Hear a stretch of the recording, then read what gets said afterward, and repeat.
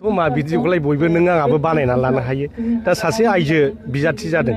बे लामा सामा जे माखासे माबा थायो हिनजाव हिसाबै कालार माने जे वास खालामनांगौ मानांगौ थायो दा बेखौ सोरनिबा न'आव हाबहैनाय माने उसुबिदा जायो बिथाङाथ' बिदि थाखा फैसानि लब देखायनानै सोदोंब्ला बे माने मोजां खामानि नङा आरोखि बिथांनि खुलुमबाय रायजोफोर गिबिसिन थाराव बिथांखि ब्लग इउट्युब चेनेलनिफ्राय रायजो राजा बयनिसिमबो फुंबिलिनि गोजोननाय बावहरबाय स' रायजो राजा नोंथांमोन दिनैबो आङो नोंसोरजों सावरायनो माखासे पलिटिक्सनि भिडिअ लानानै फैबावबाय रायजोफोर जोङो मिथिगौ बयबो इउपिपिएल पार्टिया सिंगेल गेलेगोन होननानैहाय दिनै बिनि फोरमानखौ सोर होदों बिनि सायावनो जोङो सावरायगोन गिबिसिनाव आसामनि chief minister doctor Himanta Biswa शर्मानि सायाव नैथियाव जोङो सावरायगोन रायजो राजा नोंथांमोन अदालगुरियाव थानाय डिपुटि चिफ रिहन दैमारि सारनि सायावहाय जोङो फंनैसो भिडिअखौहाय नायनानै सावरायलायगोन थामथियावहाय आरोबाव जोङो सावरायलायबावगोन रायजो राजा नोंथांमोन नैबे डक्टर सांग्रां ब्रह्मआ चिरां जिल्लायाव हाबनानै माबायदि मोबिलाइज खालामदों बिनि सायावबो जों फंनैसो बाथ्रा सावरायगोन जोबनायाव प्रेक्टिकेल बसुमतारीनि सायावबो आङो फंनैसो बाथ्रा बुंगोन लोगोसे बिनि उनाव आङो एम अख्रांनि सायाव फंनैसो बाथ्रा बुंनाय जागोन बे समाव खोनासंदो डक्टर हेमन्त बिश्व शर्मा सारा मा बुंदों বৰ্তমানটো ইউপিপিএল আমাৰ লগত নাই তেওঁলোকেতো নিজাকৈ ইলেকশ্যন খেলিছে ঠিক আছে মোৰ নিয়মটো হ'ল কি যে যোনে যি পাব লাগে সেইটো পাব লাগে কিন্তু বিটিচিৰ উন্নতিৰ কাৰণে আজিৰ দিনত বিজেপি আৰু বিপিএফ লগ লাগিলেহে কাম হ'ব গতিকে বেলেগ দল লগত থাকিলেওতো বিটিচিৰ কাৰণে কাম কৰিব নোৱাৰিম বিটিচিৰ কাৰণে কাম কৰিবৰ কাৰণে বিজেপি লাগিব বিপিএফ লাগিব নৰেন্দ্ৰ মোদী লাগিব হিমন্ত বিশ্ব শৰ্মা লাগিব হাগ্ৰামা মহিলাৰী লাগিব আৰু বিটিচিৰ ৰাইজক লাগিব नंगौ जों बयबो प्रुफ मोनबाय इउपिपिएल पार्टिया सिंगेल गेलेगोन रावजोंबो एलायन्स गैया इउपिपिएल पार्टिया दा बेनिखायनो आं सानो this is the golden chance for the our Boro' peoples ना मा बुङो रायजो राजा नोंथांमोन इउपिपिएल पार्टिखौ देरहाहोनानैहाय बर' हारिखौहाय पिस खालामनो थाखाय बर' हारिनि डेभेलपमेन्टखौ आरोबाव बारायहोनो थाखाय जोङो गोल्डन चान्स मोनदों बेनो गोल्डन चान्स साफ्रोमबो बर' रायजो राजाफ्रा इउपिपिएल पार्टिखौ सापर्ट खालाम जाहाथे जोङो बिटिआर एकर्डखौ साक्सेसफुल खालामनानै 125 एमेन्डमेन्ट बिलखौहाय साक्सेसफुल खालामनानै जोंनि बर' हारिया गोजोनै रायजो जानो हायो बेखौहाय जों बयबो नाजानांगोन रायजोफोर এতিয়া মই একটা কথা ক'বলৈ বিচাৰিছো অসমৰ প্ৰধানমন্ত্ৰী ডক্টৰ হেমন্ত বিশ্ব শৰ্মা ছাৰে কৈছে ইউপিপিএল পাৰ্টি অকলে নিৰ্বাচন খেলিব বলে কৈছে না এটো মিছা নহয় এতিয়া বিপিএফ পাৰ্টি বিজেপি পাৰ্টিৰ লগত আছে এনডিএ লগত আছে আগত কাউন্সিল ইলেকশ্যনত এনডিএ লগত আছে বলে ইউপিপিএল পাৰ্টিত কিবা বহুত দিয়া নাছিলে এই কাৰণে মই ভাবো এতিয়ালৈকে ইউপিপিএল পাৰ্টি অকলে খেলি আছে এতিয়া ইউপিপিএল পাৰ্টি আপুনি সকলো জাতি জনগোষ্ঠী সহায় কৰক তাকে আমি অসমত মিলি জুলি থাকিবাৰ পাৰিব হয় না নাই আমাৰ শান্তি লাগে অশান্তি নালাগে বিপিএফ পাৰ্টি নিচিনা এনেকা ৰাইজে শাসন কৰা নিচিনা আমাৰ নালাগে আমাৰ লাগে এই যোৱা 5 বছৰত যেনেকা শান্তি আছিলে তেনেকা আমাৰ শান্তি লাগে হয় না নাই ৰাইজে ৰাজা নोंथांमोन जोङो শান্তি नांगौ जोङो अशान्तिखौ नाङा बेनिखायनो जोङो इउपिपिएल पार्टिखौ बे समावहाय सापर्ट खालाम दानिया बे समाव खोनासंदो रिहन दैमारि सारा मा बुंदों ইউপিপিএলৰ কেম্পেইন কৰিবলৈ ক'ত কোনে যায় আপসুৰ ল'ৰাবিলাকে গৈ আছে আৰু সিহঁতে ক'লে লাজ পায় আমি বাৰে বাৰে কৈছো আপসু তোমালোকে ছাত্ৰ সংগঠন জাতীয় সংগঠন কৰা না সমাজৰ কাম কৰা আমাৰ ভৱিষ্যত ছাত্ৰ ছাত্ৰীসকলৰ কাৰণে কাম কৰা ভালকৈ পঢ়া ডাঙৰ মানুহ হ'বা স্কুল কলেজত নগলে ক'বা স্কুল কলেজত যাব লাগে আপসুৰ কামটো সেইটোহে না বড় জাতি যদি কিবা সংকটত পৰে তেতিয়া মাত মাতিবা কিন্তু ইলেকশ্যন আহিলে খালি ইউপিপিএলৰ লগত থাকি ঘৰে ঘৰে কেম্পেইন কৰা ঘৰে ঘৰে গৈ পইচা বিলোৱা ইটোই নেকি আপসুৰ কাম আৰু ক'লেতো বহুত লাজ পাব মই ক'লেতো বহুত ক'ব পাৰোঁ মই যোৱাকালিতো মই এজনে কৈছে এই গেটত গড়াইমাৰি চকাত পইচা তোলাটো ছাৰ বন্ধ কৰিব লাগে দেই বুলি কৈছে মোক। বাহ বাহ रिहन दैमारि सार बाह माबायदि इन्टारेस्टिं बाथ्रा बुंनो गोरोंलै नोंसोर बायदि मानसिया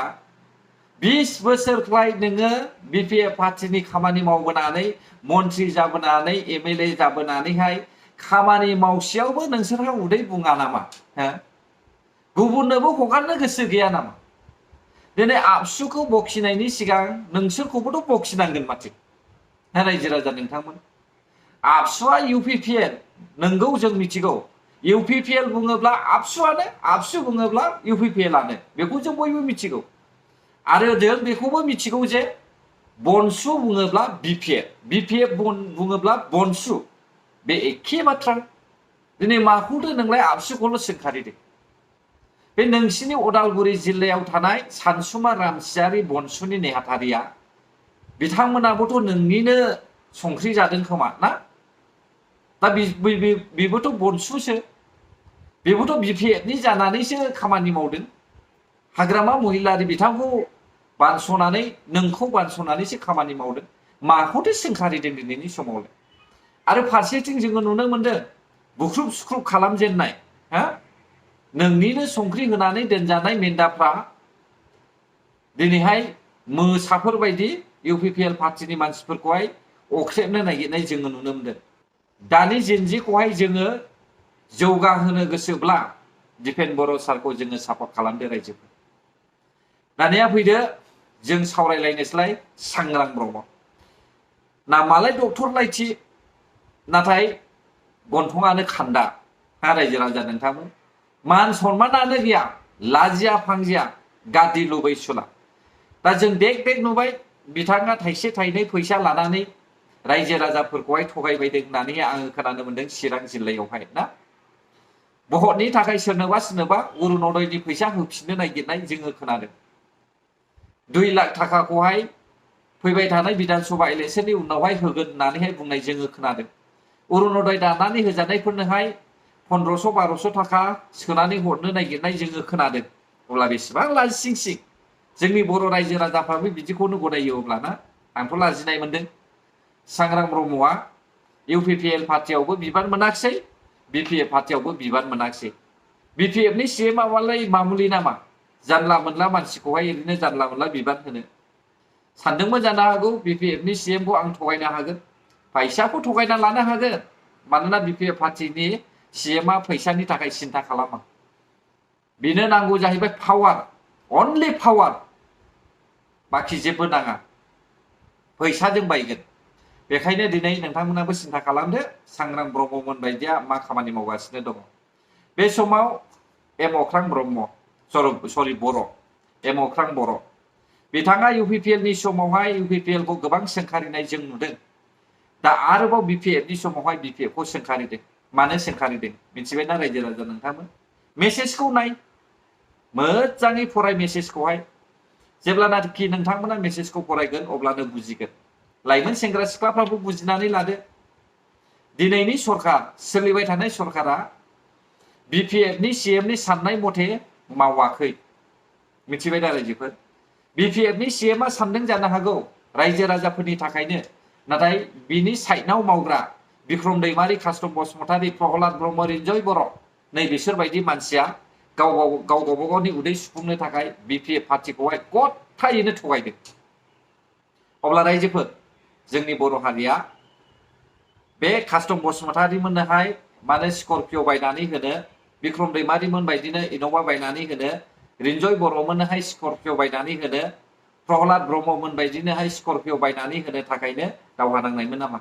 रायजो राजा नोंथांमोन साफा व्यक्तिखौहाय जोङो फेदेरनो थाखाय दावहा नांनायमोन नामा बर' रायजो राजाफ्रा एनडिएफबि नोंथांमोनाबो सिन्था खालामदो नोंथांमोनाबोथ' मिथियो ओरैबायदि लासिंसिं जोंनि बर'फ्रा मिथिबायना दा एम अख्रां बर'आ बिनिखायनो दिनैबो बिपिएफ पार्टिखौ सोंखारिदों बै समाव इउपिपिएलआव सोंखारिनायाबो बिथांनिया थिगानो आं बै समावबो बिथांखौहाय गाज्रि मोनाखै दाबो गाज्रि मोनाखै आं एम अख्रां बर'खौ नोंसोरखौ बुजायदोंसो नाथाय जोंनि लाइमोन सेंग्रा सिख्लाफ्रा बुजिनो रोङाखै सा साज्रांजा थाइसे थाइनै मोननायनि थाखायनो खारफाबायदों बेखौ जों नुदों रायजोफोर दानिया रायजोफोर प्रेक्टिकेल बसुमतारी बसुमतारीया गोसोम मानसिखौ सैया मिथिबायना बिनि बायदिब्ला गोसोमा मानसियानो नङा